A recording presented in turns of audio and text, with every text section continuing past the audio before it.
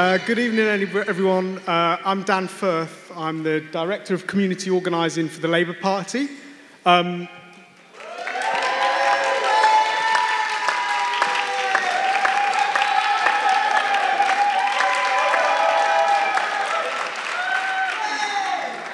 Thank you, Community Organising team, for planning that as well. So, welcome. Really, really pleased that you could be here tonight. I'm going to talk a little bit in a minute about the Community Organising Unit and what we're doing. But I first of all wanted each of the panellists to just introduce themselves very quickly. This isn't your big bit, by the way, so I'm going to come back and get you to talk more about your experiences in a moment. But I thought it would be good for you to just introduce yourselves quickly so that everyone in the room knows who you are as well. Byrne, co-founder of Fan Support and Food Banks. I'm India Thorogood. I'm Leeds Community Organiser at the Labour Party. Lavery, Chairman of the Labour Party.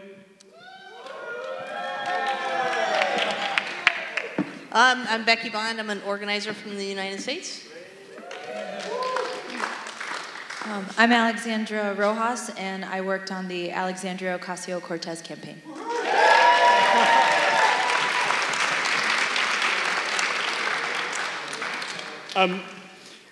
Yeah, and I'm Dan Firth. I'm the Director of Community Organising for the Labour Party. So this is a really exciting evening for us. We are on the cusp of getting a Labour government that can transform our country for the many. We can introduce £10 living wages and good jobs and amazing hospitals and good schools for our kids. But we're not there yet. We have to win power to put in place the things that matter to us. To do all of those transformative things, we have to get into government, and to do that, we have to win power. But to be able to introduce the transformative agenda, we have to build power in our communities. Relational power of people that want to transform our neighbourhoods from top to bottom for better equality.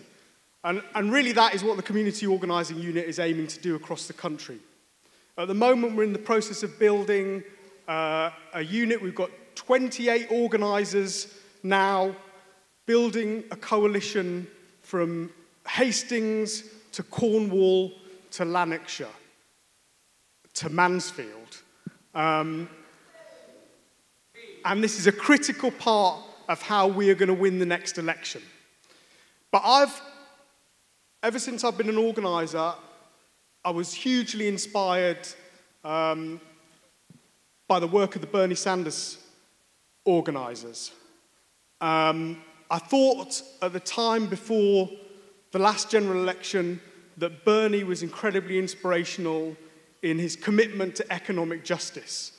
And Becky Bond, who is going to talk to us a bit about some of her experiences on the Bernie Sanders campaign and how she and other incredible organisers got involved, millions of volunteers texting millions of people and organising barnstorms across the country that very nearly got Bernie to be the presidential candidate of the USA. So I'm going to hand over to Becky, who's going to tell us a bit for the next about 7 minutes about some of her experiences working on that campaign. Thanks, Becky. Okay, I just want to say it's so great to be here at the World Transformed, and it's such an honor to be asked to share some of our experiences, because I'm here to learn from the amazing activist members of the Labour Party who helped make Jeremy Corbyn the leader, you know what I mean, and then had this amazing election result. So I'm here to learn from you, and thank you for that. It's inspiring us around the world. Just want you to know. And you know, we have a lot of the same challenges that we're facing. Those of us who are organizing as part of the Bernie Sanders movement in the U.S., and those of you, working here to literally transform your government, change society. And we're fighting the same austerity, and we have the same rise of right-wing authoritarianism. You might know about our president. And we share some of the same resources in order to fight back. And that's the people, right? And it's not just that they have the money and we have the people. We have people who are ready to get to work, who are hungry for something meaningful to do, to be part of the change that we need to make. And they're ready to do big things in order to win big things, not just stop the bad things that are going on, but they are ready to win the big societal change that we need, and they're ready to get to work for that. And the thing that we've discovered in our organizing, and from talking to so many of you who've been volunteers and Labor Party members, I think you're seeing some of the same things, is that there is this, behind the idea of this big organizing, getting lots of people involved to win change, is that there is this huge but largely untapped capacity out there in the grassroots, and there's just tens of thousands of people who are ready and willing to serve, right? They want us to call them into service as part of this movement. And when we give those people that huge untapped capacity out there that's ready to get to work and make the change, when we give them resources and when we provide staff that will help manage their activities, a lot of things become possible that we hadn't thought was possible before in our politics. And we've seen this not just in candidate campaigns, but also in fighting to change policies in the United States. Right now, we're fighting to win a Medicare for All system, like the NHS you're trying to save. We're trying to get to where you are now. And, yeah. And we're finding the same principles are at play, the same people that were out fighting for Byrne and talking to voters for Byrne, they're going door to door with no election, talking to members of our community about how they can join the fight to win Medicare for All. And so there's a few principles that we've learned that I want to share with you that have been key to our fight that maybe play a role in yours. The first one I mentioned before is that people are really ready to do something big to win something big, but if you tell them you want to win something small, they don't think it's necessarily worth taking time out of their day and their busy lives to be part of that. So we really have to ask people to do big things in order to win the big things. And in order to do that, we need to go for the solutions that are as radical as the problems that we face. Privatization is a radical change in our society, right?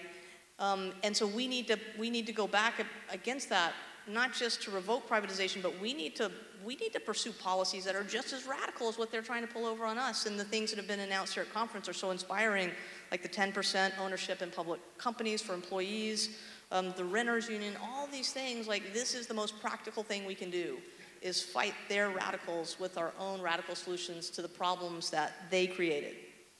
The next thing, that we've learned is that we can't just let people run around, and be active doing things without having a centralized plan to win, so that we can actually harness all that energy and turn it into something that can actually win the change that we need. And so we need leadership that's got a real plan to win, a way we get from where we are here to the world that we want it to be. And then they need to distribute the work of that plan, because it's going to take a lot of work. And people who work in politics aren't going to be able to do all the work that we need, and it's not just up to the party laying out the message and then the voters coming to the polls. There's a lot of work that we have to do. And so that centralized plan, that strategic plan to win, it has to have a role for all of us to do work that gets us closer to where we need to be. The next thing, we've learned, and you all have really showed the way on this too, is that people new to politics are doing amazing things and are part of making the change possible. And we need to bring more people in. And not only do we need people new to politics to go out and knock on doors when we ask them to, we need to invite them to be part of our campaigns at every level, right? They need to be given a seat at the table. We can't tell the people that are coming in new, you need to wait 20 years before you can have a role. We don't need to tell them to wait your turn. We need to say, we are so glad you're here. We've not been doing an awesome job without you. And we need to figure out how together we can go forward with you, as part of the lead of our movement. The other thing that's been really hard for the Democrats in our country to do is that we need to talk to everyone everywhere. And I don't know if you have experienced this, in some places in your, with people that are leading your party, but in our party, there's a whole bunch of voters they take for granted. They're like, they don't have anywhere to go, they're gonna vote for us. We don't need to talk to them. We don't need to ask them, you know what I mean, what they think is wrong or what they want addressed. So there's all these people we've been taking for granted who are always with us. And then there's all these people that we think don't vote and we've just written them off. And so we're only interested in talking to a small slice of the voters in our party.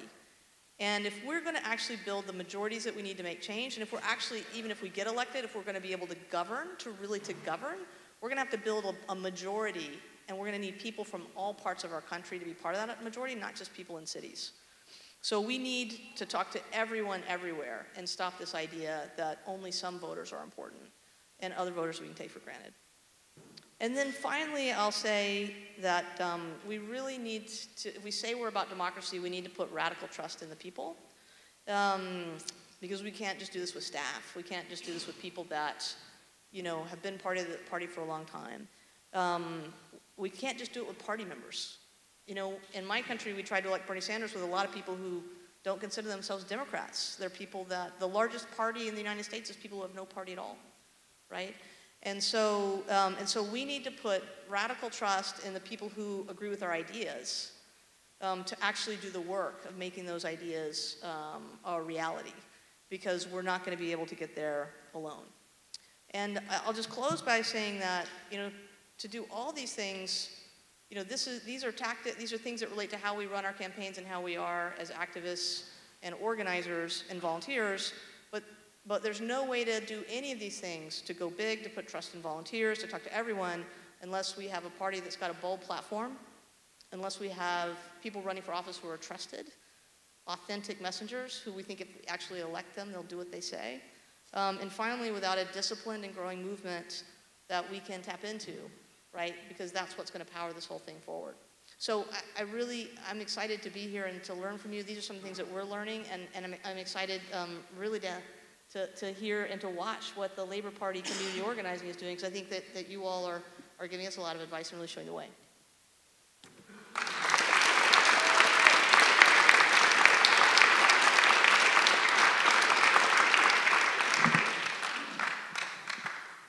Thanks very much, Becky. One of the obvious key things that has emerged out of the Byrne campaign as well has been the emergence of new radical candidates that have really started to fight for nominations in Congress in the US. And I know that many of us will have been, as the round of applause earlier said, truly inspired by the campaign of Alexandria Ocasio-Cortez. And it's really great honor as well to have Alex Rojas with us, who has been part of that campaign from the very beginning. So Alex, it would be great to hear a little about how you got into that campaign, about how that campaign was so successful, and what do you think would be some of the key learnings for us in the UK as well? Thank you so much. And thank you.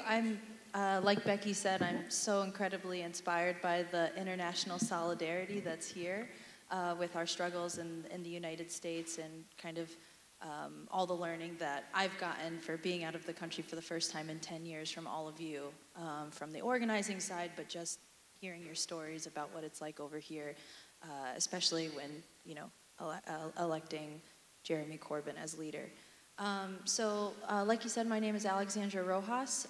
I worked on the Alexandria Ocasio-Cortez campaign, but actually I got involved, you know, more recently into politics from the Byrne 2016 campaign. I actually worked with Becky on the distributed organizing team over there, implementing a lot of the stuff that she's talking about, and I think that's what was such a huge success on that campaign. And it inspired myself and several other of my colleagues to actually form an organization called Justice Democrats, which eventually led and recruited Alexandria Ocasio-Cortez to run for office. And I think that's an important part of the story, because like what Becky said, we have to trust new people entering this process, right? Movements, and I feel like, you know, political moments in time, you know, like Byrne 2016, usher in this new sort of generation of leadership, and so I'm thankful to even be here because I'm sort of part of that wave.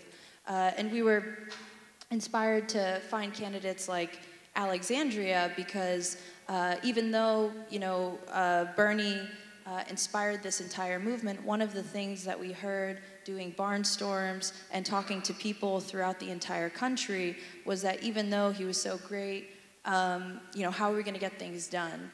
In the US, we have a Congress that does nothing, right? We haven't been able to get very much done. Medicare for All as a solution that we're fighting for is just one of many solutions that we're fighting for and the problems that we face, in addition to having lost the House local elections and our presidency to a more extreme right-wing government, right? And so that's sort of my background in getting involved.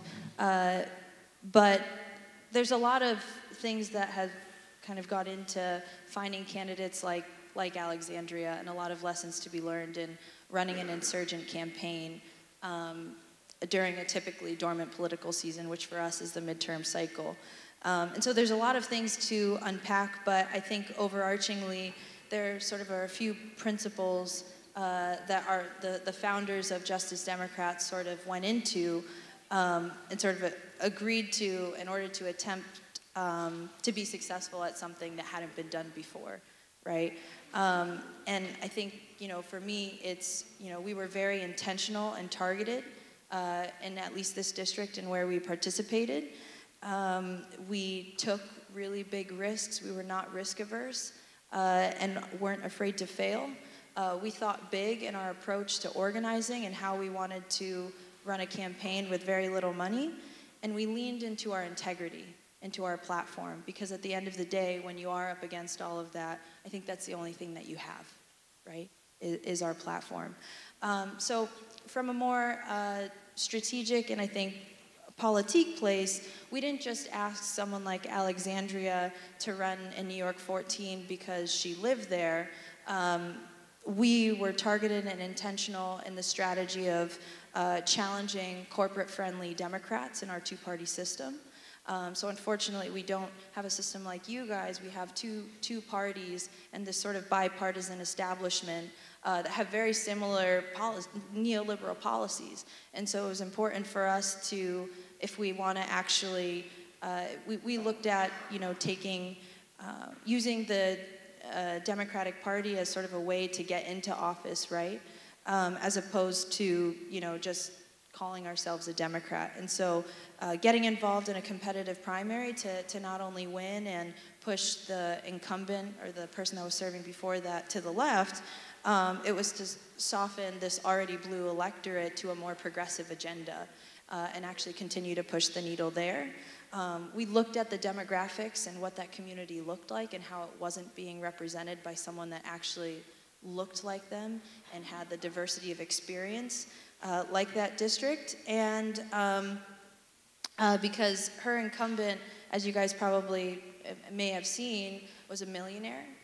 Our Congress is majority millionaire. It's majority white male, which he was. Alexandria is not that. She's a working class individual. She's a Puerto Rican American in a majority Latino district, and that was huge.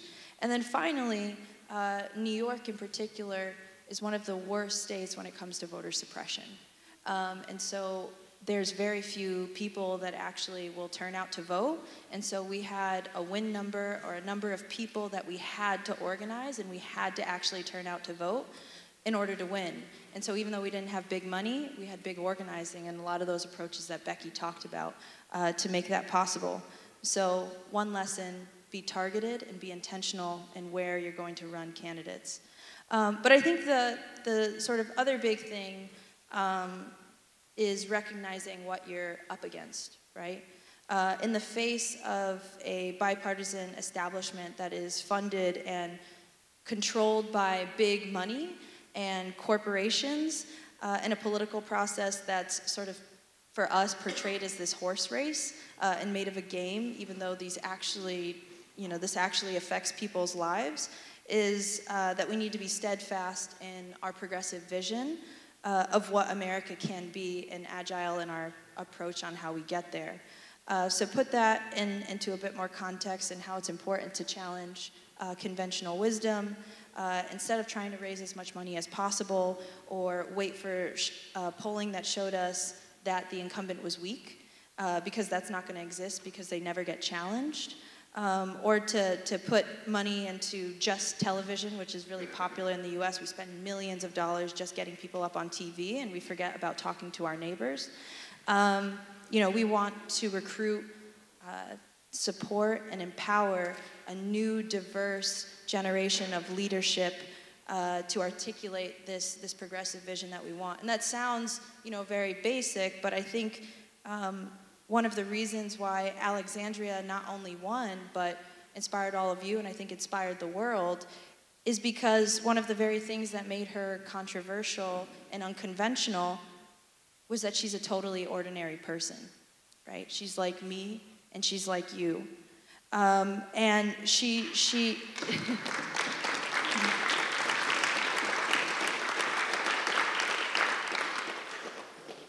in New York, she wasn't tied to the political machine. She didn't, you know, run this giant nonprofit. She wasn't the biggest community leader that everybody knew. She was a young person, 28. She's going to be the youngest member of Congress if elected. And she had to watch her father die and her mom struggle during the 2008 financial crisis. She had to work 18-hour days and learned what it was like to have to enter a system for us that after 26 you're on your own in terms of finding health care, and be an educator during the day and a service worker at night.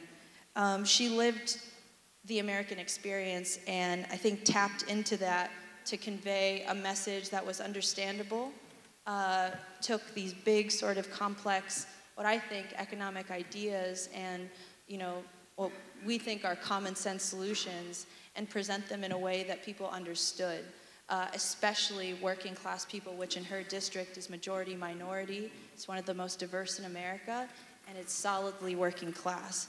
And then because of that, I think ran a campaign with an organizing approach that put people first and empowered volunteers to take up every level of the campaign, not just, you know, door knocking and phone calls, though we made a lot of those.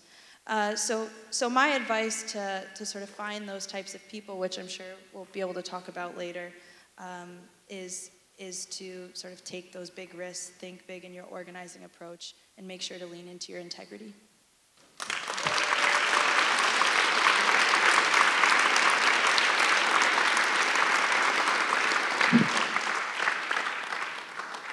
Thanks, Alex.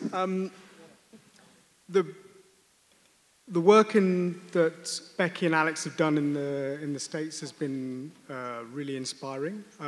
From my own experience, I used a lot of the learnings from the Bernie Sanders campaign to run a big campaign in the City of London. You know the City of London?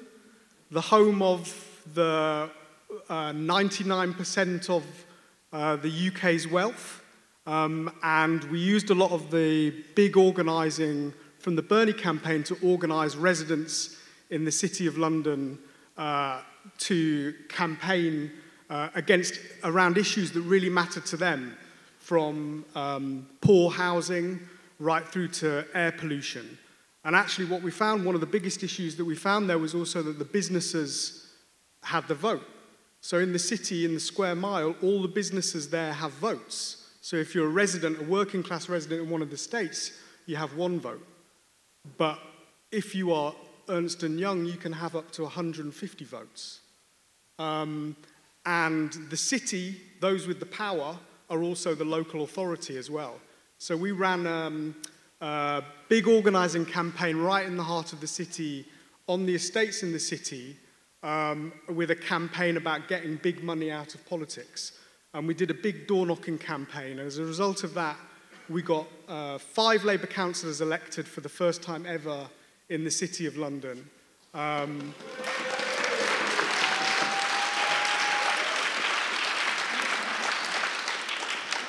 And we also have with us, this is a campaign that we aim to continue, because just over there is our prospective parliamentary candidate. Stephen, do you want to stand up?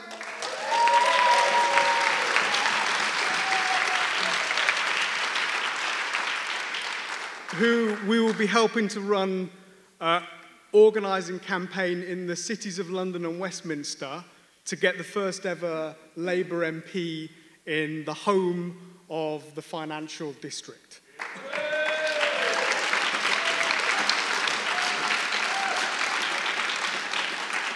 So, look, one of the things I think in the UK as well is what we're trying to do in the community organising unit is build breadth. We've got 550,000 members in the Labour Party, but we also need to build depth as well. We need to win back trust in communities that have left us.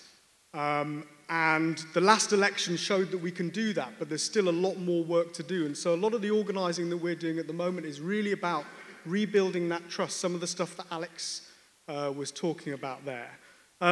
So I wanted to, talking of trust, I wanted to introduce Ian Byrne, who's going to tell us a bit about the work that he's done,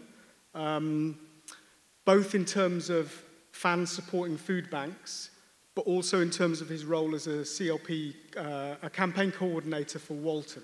Yep. Over to you, Ian. Thanks.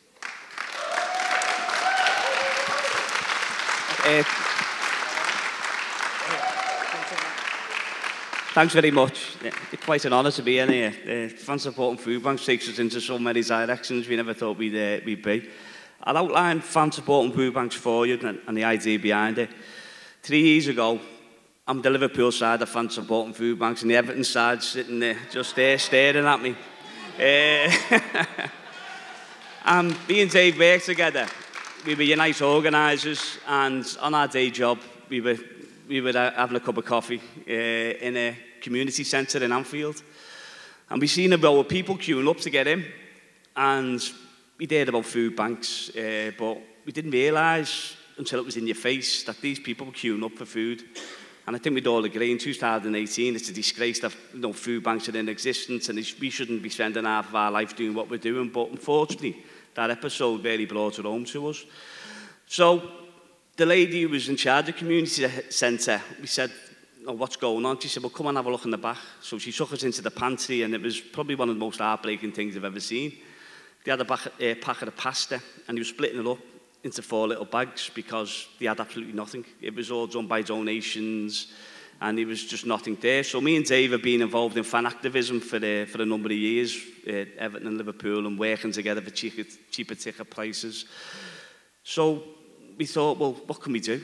So we thought, well, we'll tap into what we built in the football community. So fan supporting food banks is that. The idea is asking every football fan to make a donation when they go to the game.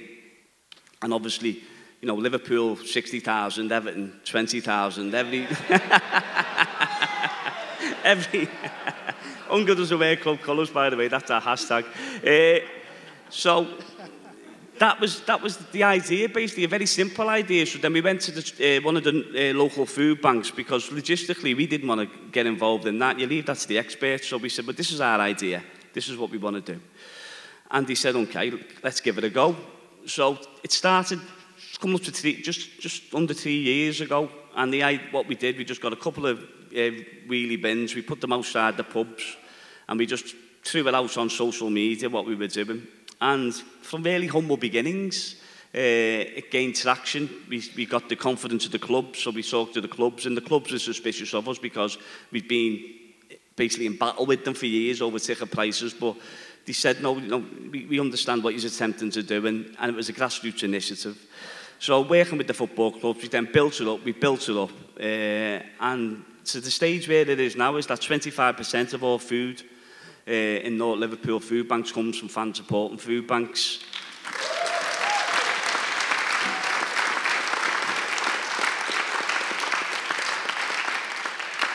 And obviously that's the priority, that's the aim, is to actually put food on the shelves for the people in need.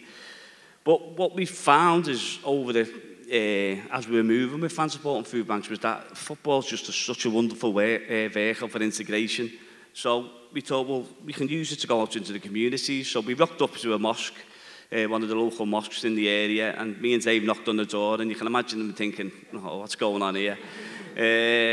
And we pitched our idea to them, and we said, we want you to be involved. We want, we want the whole community to be involved, churches, mosques, and we want to bring you into like what we're doing.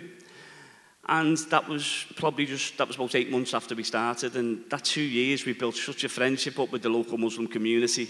It's been quite magnificent. It's something we're so proud of, and it was, the trust what we've now got between each organisation is fantastic, and they've just embraced us. They've absolutely embraced us, so much so that when the World Cup was on in June, we thought, well, what can we do?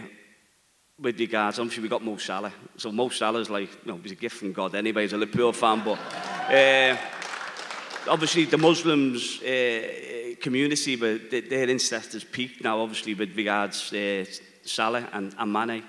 So what we thought was we'd have a football showing of the World Cup game in the mosque.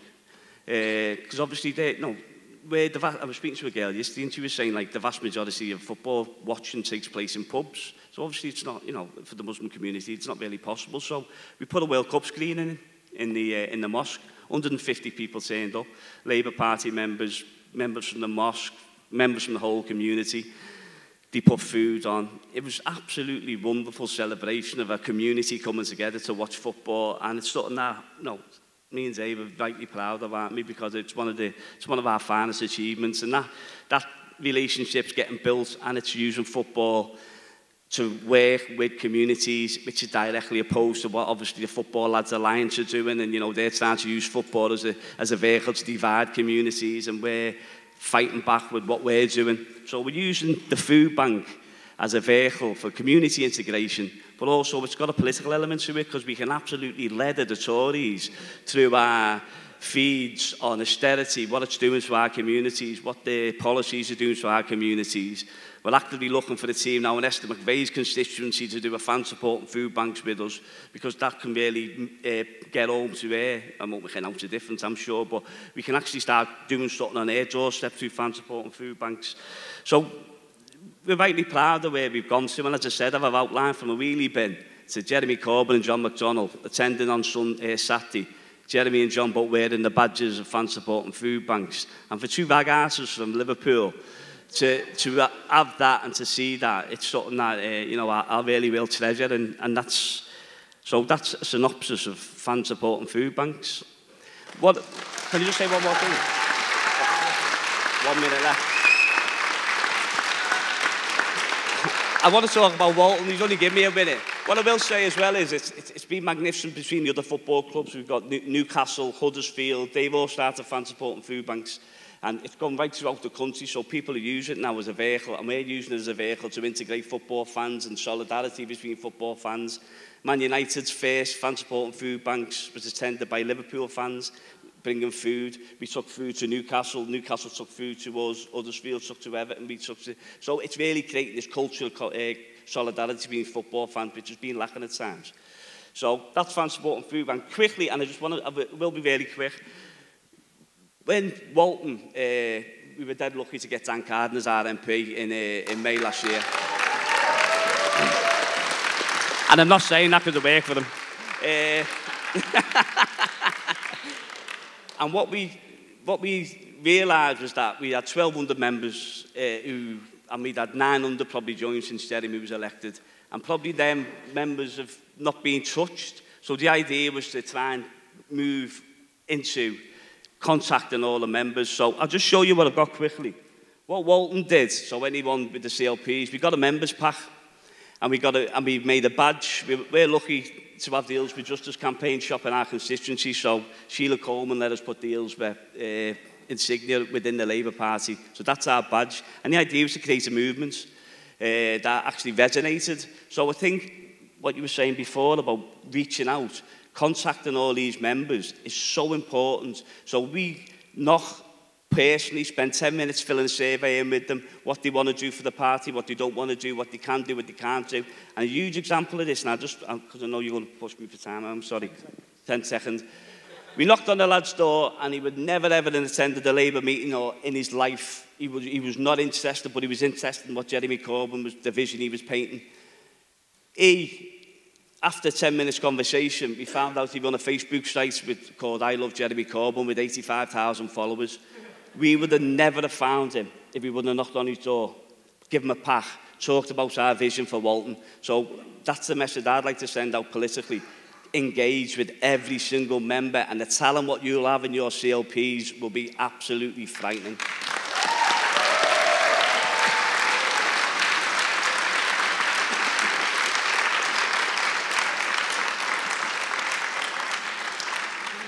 Thanks very much, Ian. Really inspiring stuff you're doing. India. I haven't wanted to say too much about the work we've been doing in terms of the organising unit since we set up. India is one of our lead organisers and responsible for our big organising in the unit. And we've been working together for 6 months or so now. It's been amazing to work with her. She was previously at Greenpeace before joining the Labour Party. So I wanted India to just say a little bit about what we've been up to in the unit since we started.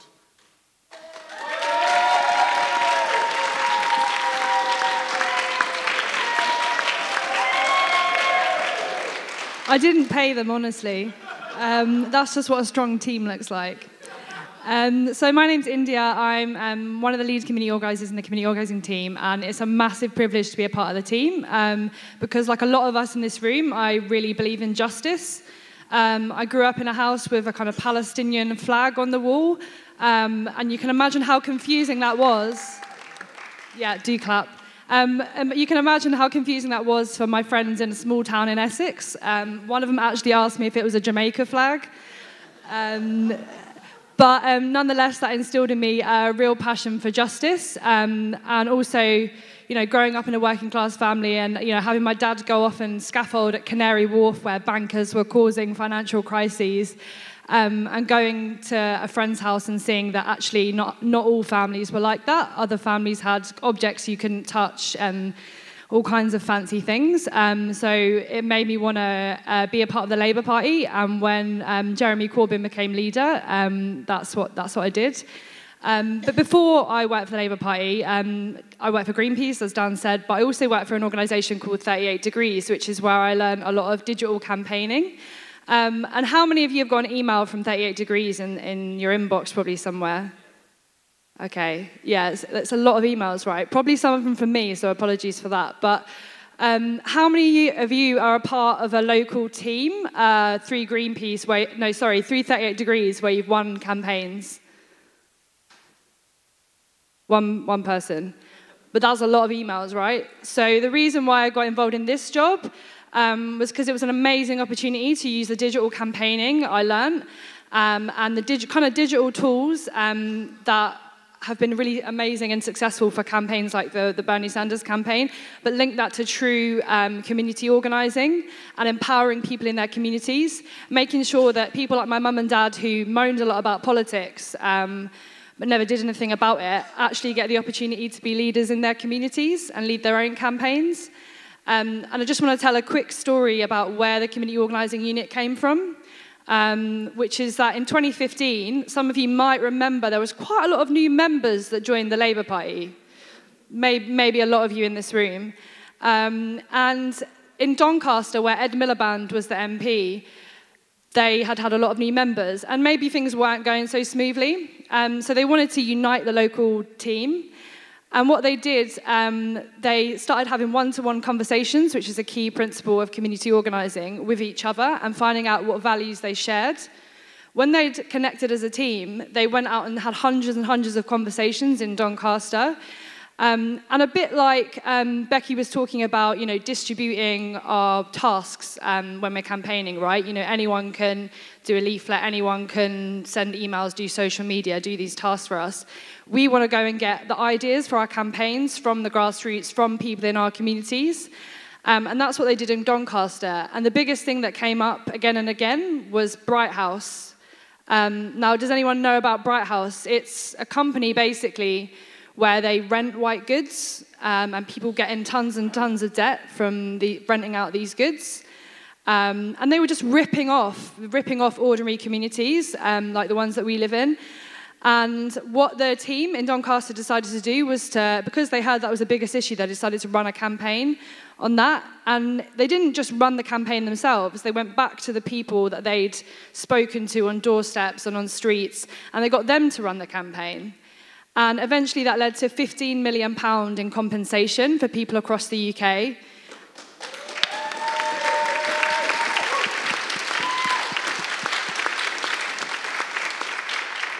Now, what that does is that gives you that amazing feeling. Like, who's won a campaign in here? There's a lot over there, which is good, because that's where the community organising team is. So that feeling when you win a campaign is amazing, and it makes you want to keep campaigning, and it makes your team a lot stronger. And that's, that's kind of what we are trying to do across the UK now, as Dan said. From kind of Scotland all the way down to Charlotte, who's organising in kind of the southeast and Hastings. In these communities, these left-behind communities where, they've lost a sense of pride and lost industries and things like that, and we need to go and rebuild trust in these communities. So I just want to go through quickly the kind of strategy, and maybe this is something that you can use in your own communities as well. So we map our community. We think about who are the leaders in our communities. Is it, Muslim leaders like Ian was talking about? Is it the local football team? Is it the local businesses? And really get to know who you should contact and have conversations with and build relationships with. Because as you were saying, we can't just rely on talking to each other. We've got to build trust and build relationships in communities. Then we took a little bit of inspiration from Becky and the Bernie Sanders campaign. Absolutely incredible energy that they had in these meetings called barnstorms. We thought that word was a little bit American, so we've gone for kind of people-powered mass meetings, we're calling them at the moment. And what that does is take the energy of the rallies we saw in 2017, where we all love hearing Jeremy speak, it's amazing, but then we all go away and we don't talk to each other again. So what we do at these meetings is we sign hundreds and hundreds of people up to community organising training and to leading campaigns in their own community. And then we run campaigns like the Doncaster campaign, and we show people that they can win, and we build these amazing teams. And when an election comes, we'll be ready to transfer that power and that energy into electoral campaigns. And more than that, we'll actually use the ideas that we get from people in the communities for our manifesto. We'll actually, we can say to people, these ideas that you're telling us now, we're taking those straight to Jeremy Corbyn, we're taking those to John McDonnell to transform our economy. And that is an incredible feeling of power that we're giving to people in communities across the UK. So what have we achieved so far in the last few months while we've been up and running? We've been having huge meetings across the country with John McDonnell, where we've been putting economic policy in people's hands. So this was something Trump was very good at, which is telling his economic deal to people across the United States, and clearly it was successful. We're getting people's economic ideas and telling them what Labour can do for them. And we're also making connections like Ian was talking about. Just recently, Bilal, our community organiser over there, we went to Nottinghamshire and we introduced John McDonnell to Muslim leaders representing 15,000 local people, and they committed to going away and registering people to vote in their communities and to running local campaigns as well. We've had huge people-powered mass meetings in areas where people said we couldn't fill rooms. In Stoke and in Walsall, where they told me Jeremy Corbyn wouldn't attract that bigger crowd. We had people queuing outside.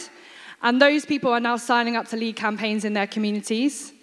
And the amazing thing about this as well is also that we're going to link this with digital tools, and we're going to distribute the way that we work. So we're also, alongside our community organisers, we're hiring digital community organisers who can do some of the distributed and big organising style stuff that Becky was talking about, organise people on WhatsApp and Slack and different channels, and make sure that we're giving constant updates and tasks to people that make them feel like they're an important part of the strategy for Labour to win.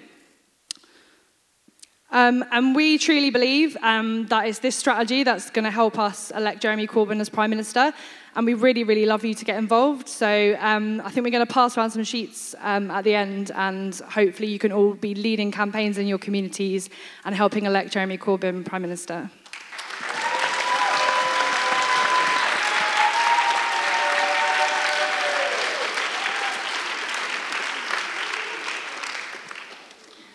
Thanks, India. So I said to India, don't mention Ian Lavery, because I want to mention Ian Lavery. Ian, as you know, chair of the party, joint national campaign coordinator, but we have a name for him. It's not rude, by the way, Ian. It's organiser-in-chief. And since we got up and running, Ian has been at the heart of all of our organising work. He's dedicated time to put on people-powered mass meetings in Mansfield and Shipley, and we've just filled his diary for the next year with meetings across the country. And Ian gets what needs to be done to win at the next election. So I wanted to just introduce Ian, to say a little bit about him and his role, but also to come back to the question, Ian, that we all came together to talk about. How are we going to win big? Do you want a microphone? I'm assuming that.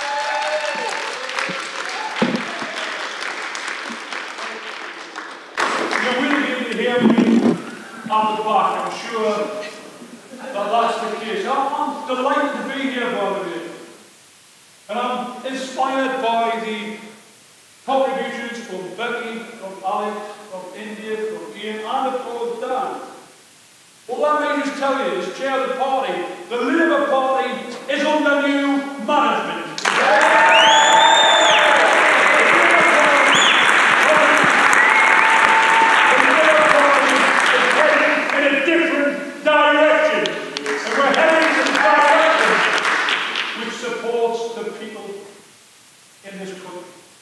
And I'll tell you what, we live in the sixth largest economy in the world. And we've got an NHS which is crippled. We've got people who require urgent attention. We've got people with cancer, for example, cannot get service they deserve and need from our brilliant NHS, because it's under-invested. You're all seeing the little baby on the chair waiting to be seen on the front page of the papers. This is 2018. We've got more than 4.5 million children living in poverty. This is 2018. The sixth largest economy in the world. And we are not feeding our own kids. We've got an education system where the Tories have drawn the finance from the comprehensive system to develop economies which are failing on peace. We've got more teachers leaving the profession than there are joining the profession. And it's only the kids from council estates like my group who are suffering. And we've got people on 0-hour contracts, 1 million people on 0-hour contracts, mainly young people who quite often haven't got a wage or are classed as being employed. They haven't got any terms and conditions of employment. And they're sitting with their phones waiting for their employment. They're waiting for somebody to ring them. And when they get there, it's the minimum wage. So that's just a few reasons why we got to get rid of the Tories and this rotten government as soon as we possibly can.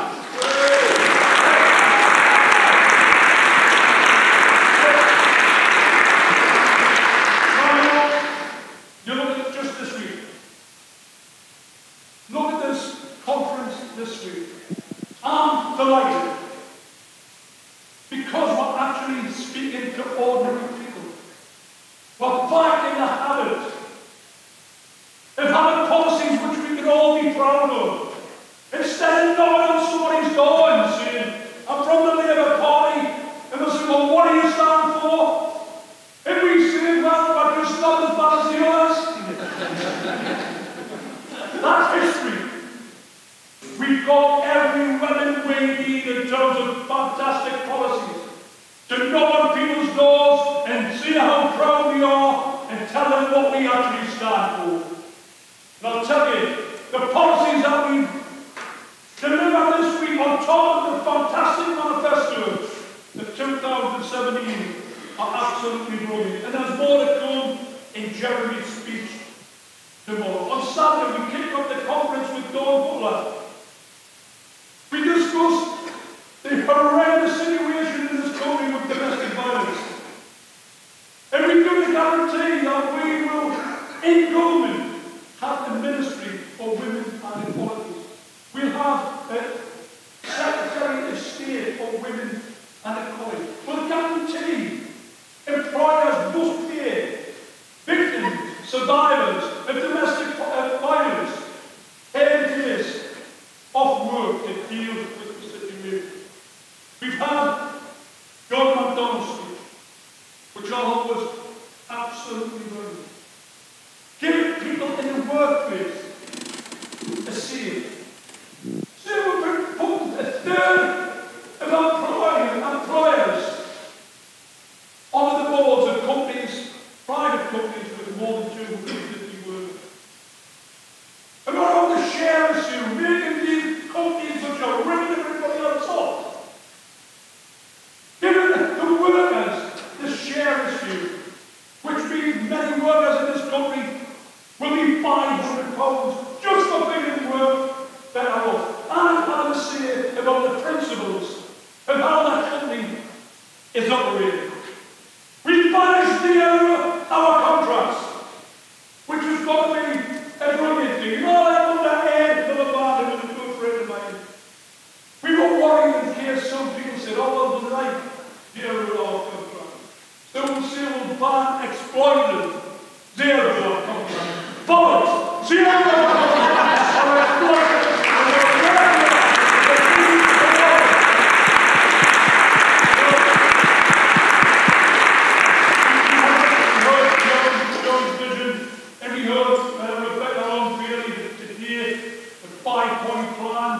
Looking at these, the high street. These ATM machines, I think it's funny now, when you see these ATM machines and you see a free card, that means that you haven't got to pay. They get your own money, we got our own back to it. Absolutely none. What we promised, it might not be big into many people, but we get rid of it. And we stop the closures of post offices up and down this country, which is absolutely critical. We'll ensure that there's Wi-Fi right across the towns, the country, and a whole number for that package. Angela Rayner spoke about the changes we will introduce into the education. We'll get rid of the commies, and I think that's a great thing.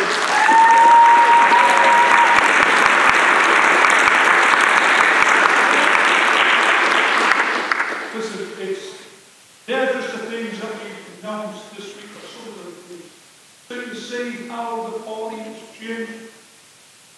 Changed 2 years ago. Can you remember only 2 years ago when the political pundits were saying that the Labour Party was a spent force, Jeremy Corbyn would wreck the Labour Party. Well, we're getting 250,000 members plus since the election of Jeremy Corbyn, and we're the biggest party in Western Europe. And that's a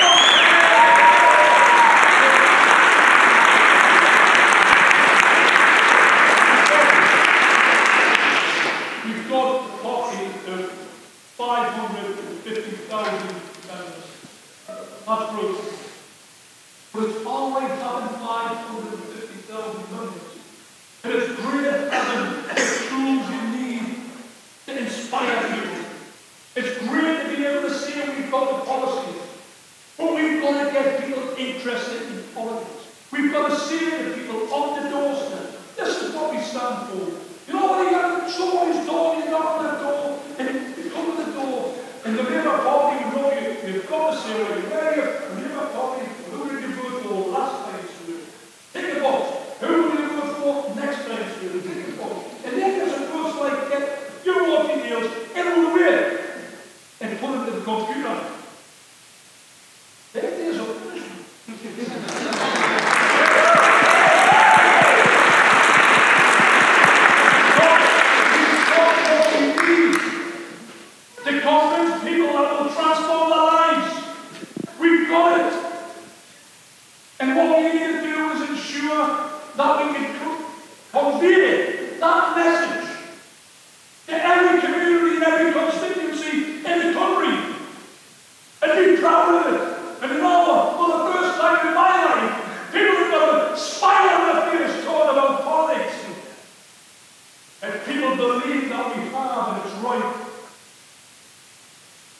got a view that is now being listened to by the party as a group. So we've got everything we need. Connection with the people.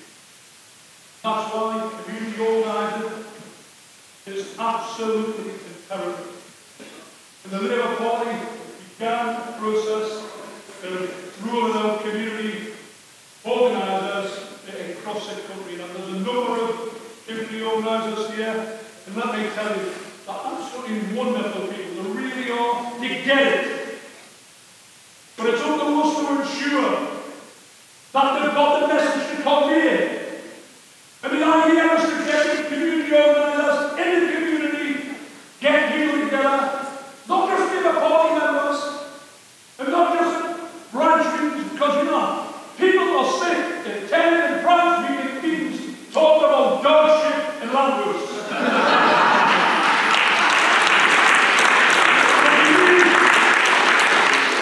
We've got the message. The campaigners are there. We've got some great prospective parliamentary candidates.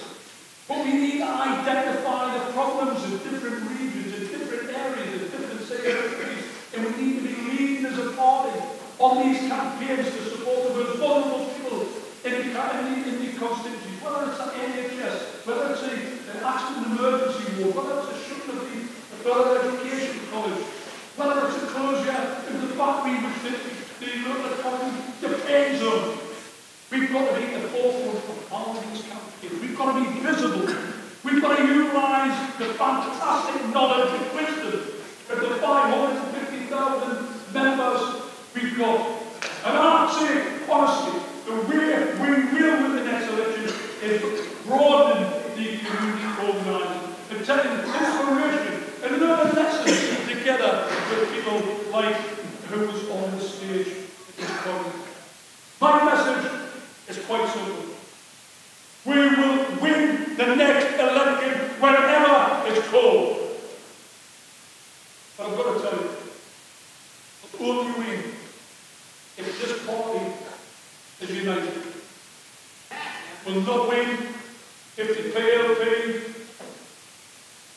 don't come together. We'll not win if the membership put together.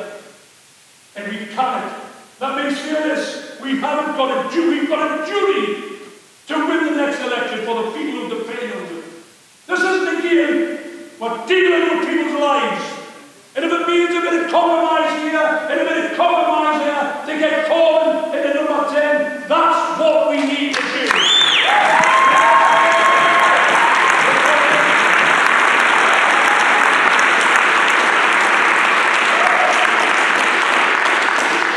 I'm delighted to be here and I can speak all night.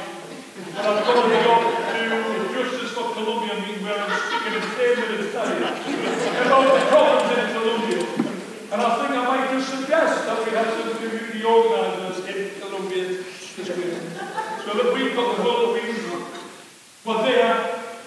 Well, only that far away, we were only that far away in 2017. We're neck and neck in the polls. Don't give up this once in another generation, a once in a century opportunity to challenge and win those caves for Downing Street.